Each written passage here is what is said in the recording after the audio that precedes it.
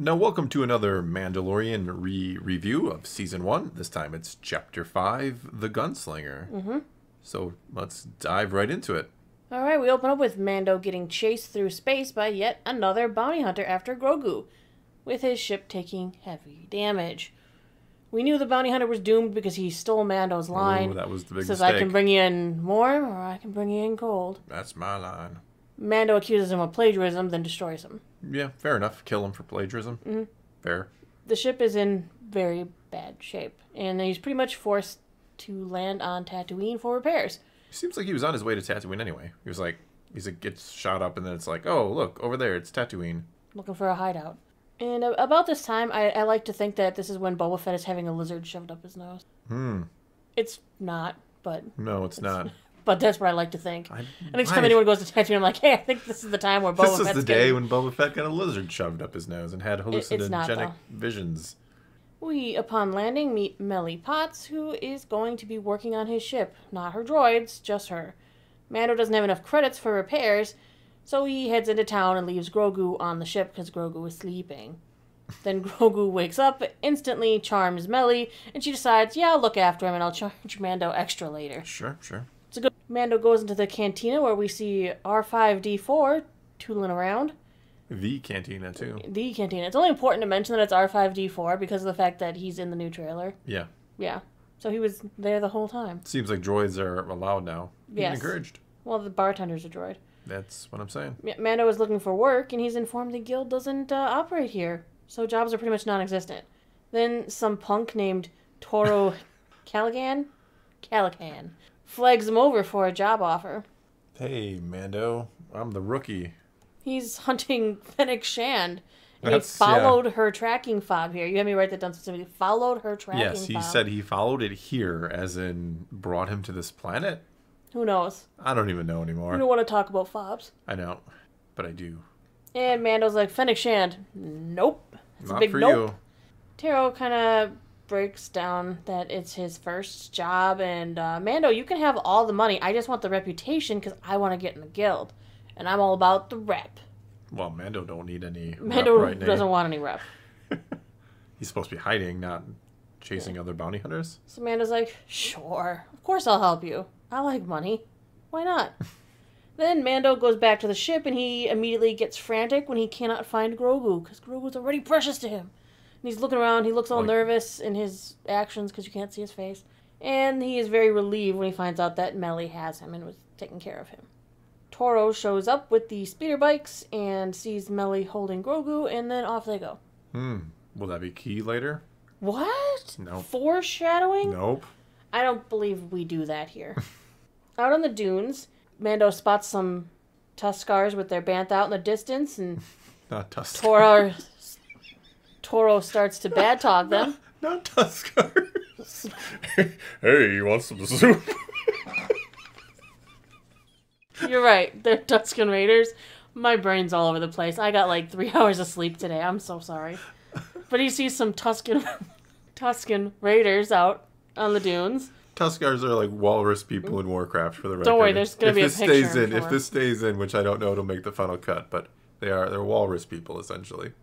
Toro starts bad-talking them, and then Mando's like, hey, there's some right there. Haha. And Mando decides he can communicate with them, because he knows lots of good stuff. He can communicate with them through the sign language that we will later see in Book of Boba Fett. He does know lots of good stuff. I wonder where he picked up Tusken sign language. Well, he knows Jawa, too, remember? Yeah, maybe he spent a lot of time on Tatooine. That's like a requirement in the Star Wars galaxy. Everybody has to take a little tour of duty on Tatooine.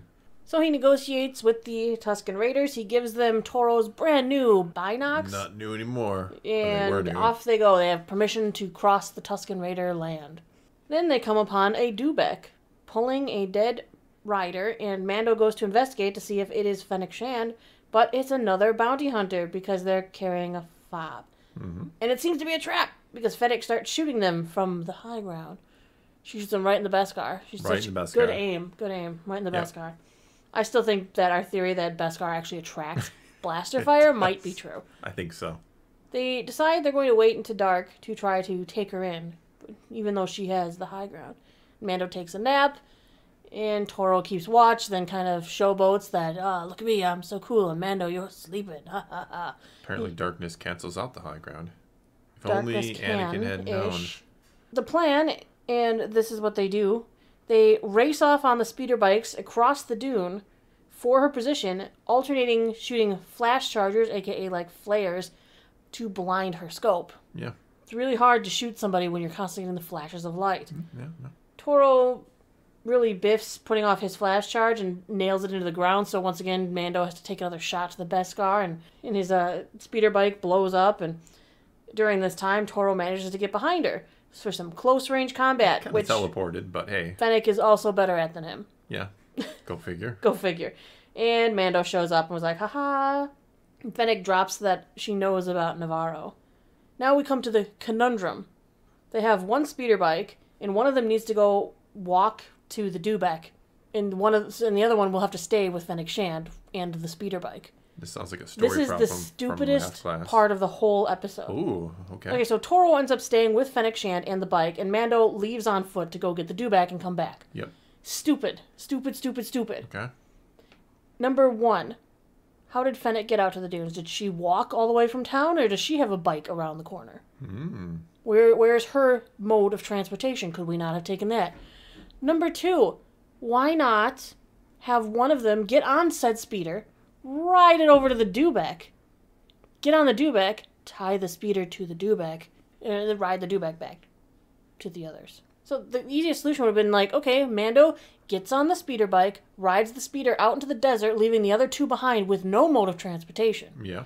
He rides into the desert to the Dubek, gets on the Dubek, ties the speeder bike to the Dubek, rides it back with the Dubek towing the floating speeder bike, which would be really light, we assume.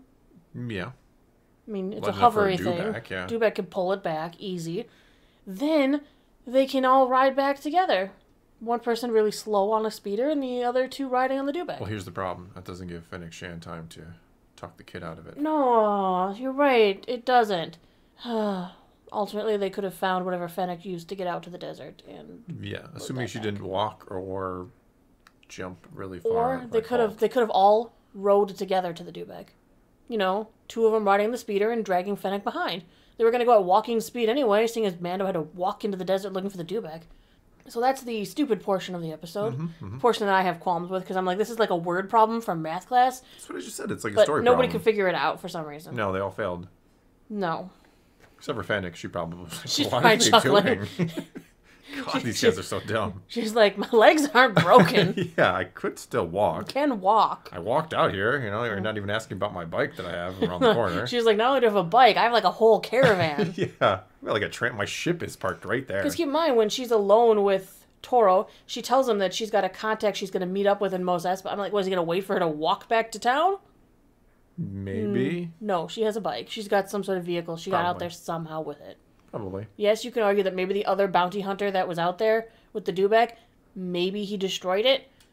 But I think he got taken out pretty quickly by Fennec when he's hopping out there on a dewback. I think so too. Thank goodness. Come on, dude. But better. Fennec is, of course, talking to Toro, letting him know about what happened on Navarro and telling him that, oh, well, you may not care about money, but the reputation you get for bringing in the Mandalorian is going to be what's worth it to you. And then the deal is sealed when he hears about the child, because he's like, oh my gosh, you're right, this is the Mandalorian, because I saw the child. I saw it. Yeah, that saw little it. green thing from earlier. That's got to be it, right? It couldn't just be that lady's child. It's got to be the one Mando's with. Yeah. He didn't actually see it with me. Yeah, I mean, you know, whatever. Yeah. He's a smart guy. So, Toro shoots Fennec and leaves on the bike. Mando returns on the Dubek to see a seemingly dead Fennec Shand, then decides he's going to ride the Dubek all the way back to the ship.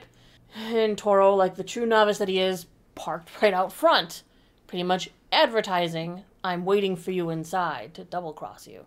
Like I said, he's really smart. Yeah. I'm in charge now, Mando. That's pretty much what he says. It's not. Kinda. But Yeah, it's it's implied. not. And he's like, I'm calling the shots now, partner. But really, what I hear in my head is, I'm in charge now, Mando. Toro blusters about his great plan, and, Melly, go put the handcuffs on him, and he's holding a flash charger, which he sets off. And then he shoots Toro, and Toro is dead. The end. Yep. Mando takes Toro's money, gives it to Melly. Her droids dispose of the body. Mando leaves. Cutscene. A mysterious stranger in the desert finds Fennec Shand. End scene. Mysterious stranger I'm gonna guess it's not Boba Fett. wearing spurs but makes spur walking sounds. I think he's got change in his boots. Maybe. That cha-ching every time he takes a step. Maybe that's the sound a lizard makes when it's burrowing into your brain. Yeah. No. But that was the episode. Yeah, that was the episode. That's about the best way to put this one. That it was is. Not the best one in the first season, I would say. For me, I might actually put it at the bottom. I don't know. Yeah, this one pretty fillery. Well, I mean, it brings back Boba Fett and introduces All it does Fennec is Shand. introduce the Tatooine crew. Fennec Shand, Yeah, it brings, Melly Potts. Yeah, it does bring in a lot of new characters. It brings in new characters, but at the current time, there's no point to seeing these new characters. Well, it needs to be a little bit more than just bringing in the characters too. It's okay. I'm not saying I hate it, but it's probably my least favorite for whatever that's worth. We'll see if that holds true by the end of season 1. No, I know what the other episodes were, and I can pretty chapters. safely say, yeah, chapters. Oh, you had it. You tried to set me up, I think. Of course I do. Anyway, that's all we got for you this time, so do take to the comments below. Tell us what you thought of Chapter 5, The Gunslinger. And what do you think of Tuscar Raiders? Jeez. Walrus people. I mean, there are Walrus Man. He was in the cantina. How about some soup? He was, I mean, that was his original name. Ponda Baba's original name was just Walrus Man. Anyway, take to the comments below. Let's talk some Star Wars. And until next time, thanks for watching.